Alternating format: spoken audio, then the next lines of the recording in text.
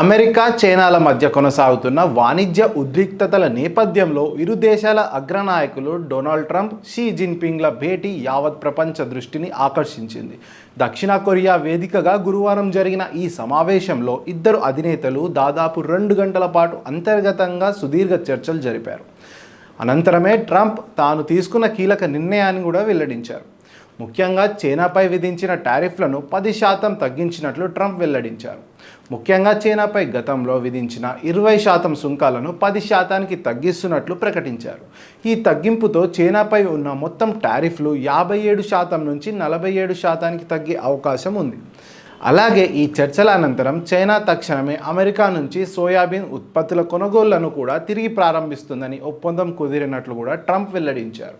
అరుదైన ఖనిజాలకు సంబంధించిన సమస్య కూడా పరిష్కారమైందని ట్రంప్ తెలిపారు. చైనా నుండి అమెరికాకు ఈ ఖనిజాల ఎగుమతికి ఇకపై ఎలాంటి ఆటంకాలు ఉండబోవని అన్నారు. ఏడాది పాటు ఈ ఖనిజాలను అగ్రరాజ్యానికి ఎగుమతి చేసేందుకు ఇరు దేశాల మధ్య ఒప్పందం కుదిరిందని కూడా తెలిపారు.